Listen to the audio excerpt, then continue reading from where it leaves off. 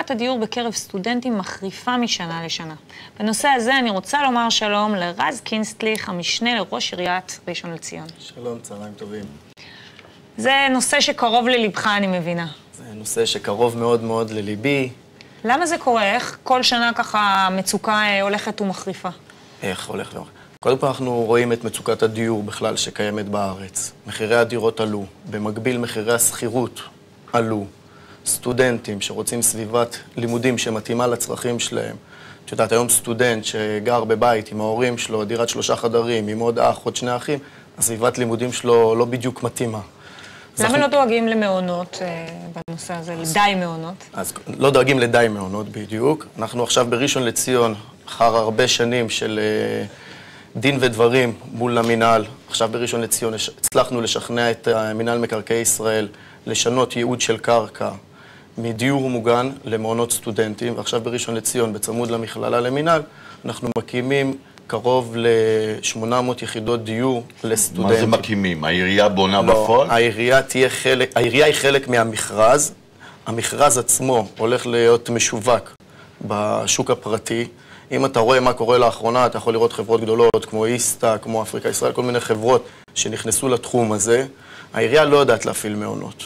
המעונות היום, המינהל משווק את זה, גופים גדולים, חזקים, לוקחים את זה ומנהלים את זה, ובסופו של דבר זה ווין ווין. זאת אומרת, זה כמו במין BOT כזה, שהם מקבלים את הקרקע או הם רוכשים את הקרקע? הם רוכשים את הקרקע, בונים, בראשון לציון בונים כ-12,000 מטר בנוי לטובת המעונות, ועוד כ-1,000 מטר בנוי לטובת המסחר מתחת למעונות, על מנת לתת באמת הצרכים לסטודנטים. אם זה מרכז מסחרי קטן, שייתן מכבסה, חדר צילום. השכירויות יהיו שם מסובסדות? השכירויות, במכרז עצמו, מחיר השכירות יהיה קבוע, וברור שהוא יהיה מסובסד. זאת המטרה של המעונות למעשה. שמה, על איזה מחירים אנחנו מדברים?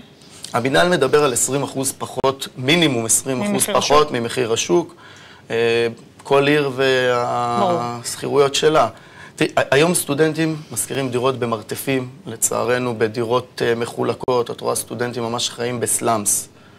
זה נותן את הפתרון. אני, לפי מה שאני יודע, סטודנטים עם השכר לימוד היום והשכר דירה היום לא יכולים לגור בשום מקום אחר חוץ מאשר לגור עם ההורים.